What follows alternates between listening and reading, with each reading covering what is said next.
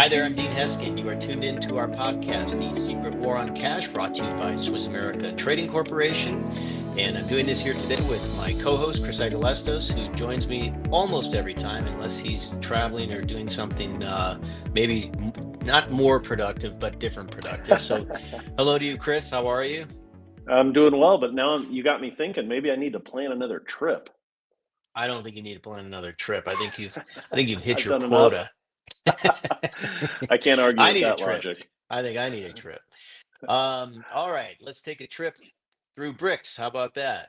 That's always fun. Uh, BRICS has always got something going on.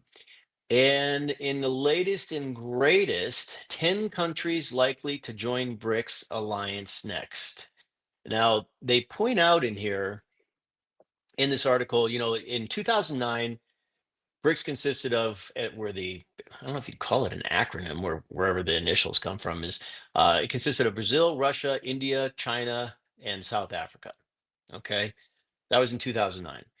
The There are 34 countries that have expressed interest, 23 countries have officially submitted their applications, and 11 have informally expressed interest in being part of the alliance. So suffice it to say, if we're trying to figure out which way BRICS is trending, they're trending up as it relates to participation. Oh And with yeah. that participation comes, as we have come to learn and understand very unfortunately, de-dollarization, which is very bad for the United States of America, very bad for all the things, for our government, for our debt, for our dollar, all of it. Yep. So the thing of that's interesting though, as this happens, again, it is an alliance they're forming, and they're saying, hey, we want to get on board with you, and they point out some of these countries that want to get involved, like Bahrain and Kuwait, and Hmm. they talk about how their oil output and all of the natural resources that they have. I found it interesting as well in here. Mexico's on the list. Well, the 10 countries um, that are up for I don't know if you'd say approval, whatever it is: Hmm. Bahrain, Malaysia, Turkey, Vietnam, Belarus, Sri Lanka, Mexico, Kuwait, Thailand, and Uzbekistan. But what's interesting is they mentioned Mexico. They are of the belief or the mindset that if Mexico were to jump on board, it would bring in a lot of the other Latin countries. So, Right. and that's one of the concerns we talked about in podcast months ago, about how you know the concern is if European nations start getting on board with Hmm. this BRICS alliance, because much like what we referenced, and they are referencing here, that first European nation that gets involved, if things hold true like they have, we're going to see it kind of spread, and typically it spreads pretty quickly. So Yeah. anyway, Chris, like, here's the deal: these 10 countries, is it going to happen, and what do you think's going to happen if it does?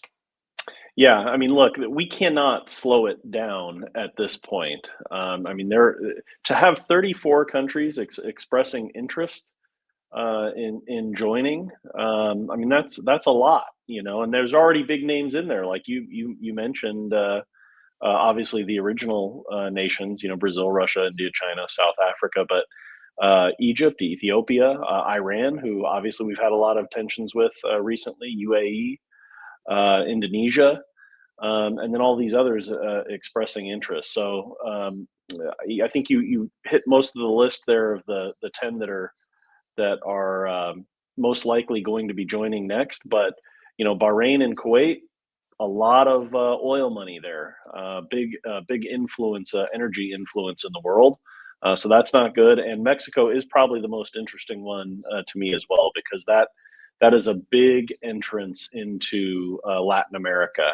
And once Mexico jumps on board, it wouldn't surprise me if within 3 to 5 years you see, 2/3 of Latin America jump on board as well. So that's a big deal there. And then when you add to this that they're working on their new development bank to make lending easier amongst member nations.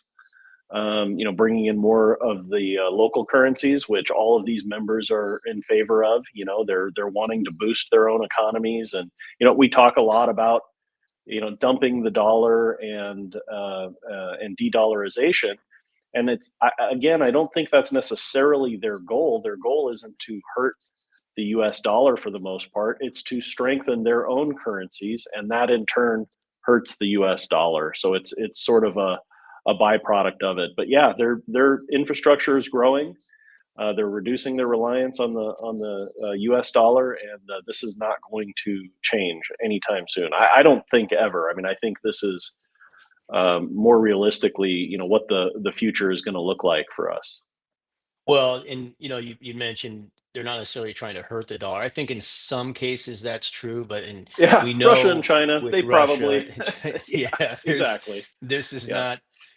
They're very excited when things like this happen, and yeah, the thing is, as we now find, like taking Mexico, using that again as an example, clearly we have a perpetually strained relationship with Mexico on every front, and hmm, deservedly so. I mean, if you want to talk borders and immigration, Trump slapping tariffs and so forth. yeah, And at the end of the day, it's part of what's kept, the United States of America's financial engine running is we had enough power, and that's our currency was strong, and due to things like OPEC, et cetera, like people were required to utilize the dollar.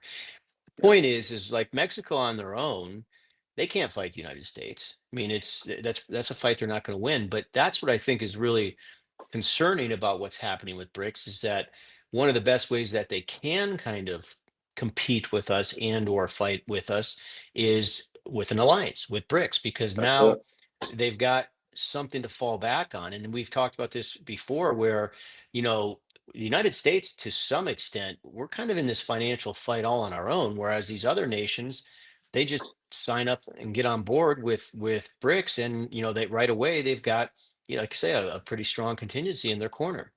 And that gets That's into, right. let's look at this next article here. $400 billion China fund launches its first Yuan token in de-dollarization push. So there we go again. Now, and this is again something that I think it bears worth mentioning or discussing. You got two things going on now. You've got BRICS and all these nations who are collectively part of BRICS and what they do as an alliance, as BRICS.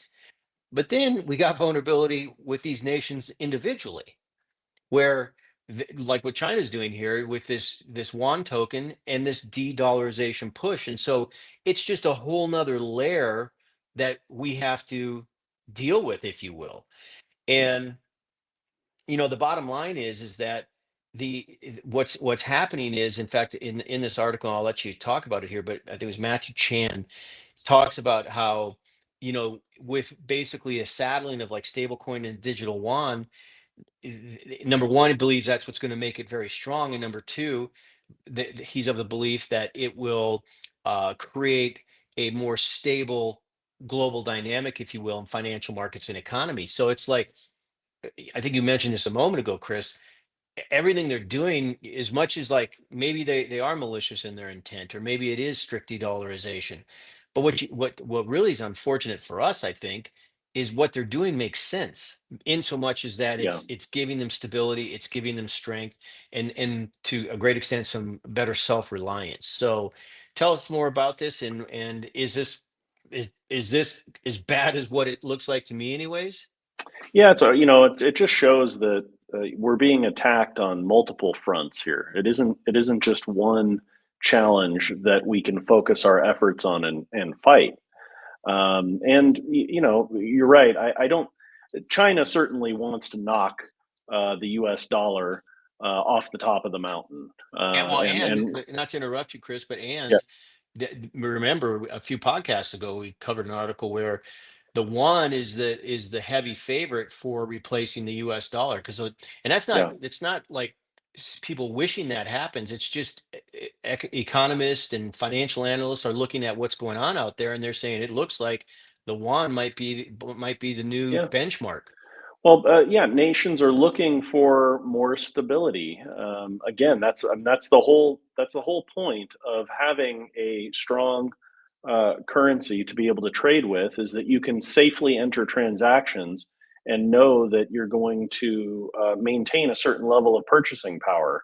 You're not going to be taking in a currency that is falling in value 5 or 10%, or gosh, I can't even remember the percentage now year to date, how far the dollar is down. I want to say it's around 10%. It's 10, 10%. 10 to 13, something like that, right? Yeah. Over So, 10. Yeah, you you're know, right.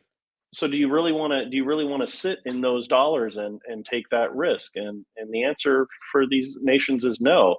And if on the other side of it, they can strengthen their own currency and be able to use their own currencies, or maybe this digital yuan that they're talking about. People like the idea of a digital currency and blockchain, nations, I should say, not all individuals. Obviously, I mean, I don't want to be using that.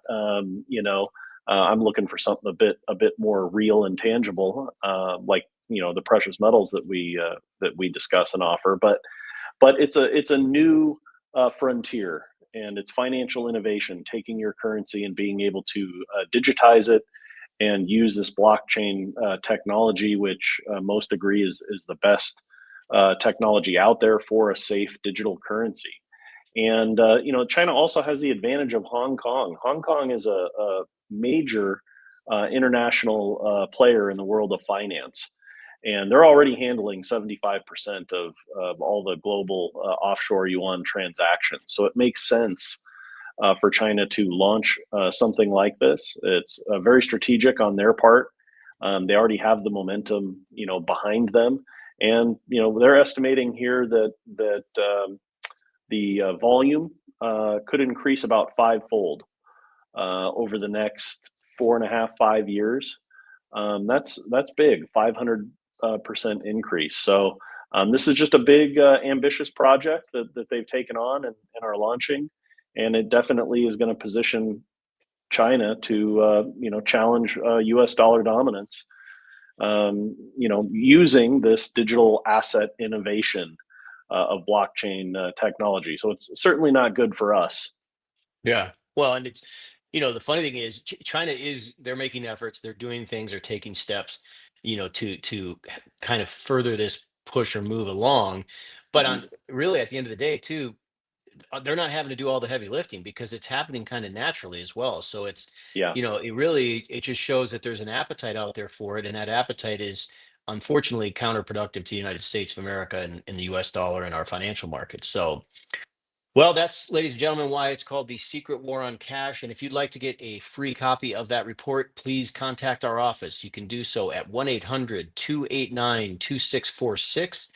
You can actually call or text that number or visit us online at www.swissamerica.com. If you have not received this report, I highly encourage you to contact us and do so. And if you have questions, you can speak with one of our representatives or actually do a chat online if you'd like. So thanks for tuning in. If you're not subscribed, please do so. And we look forward to talking to you more in the future. Have a great rest of your week. Take care.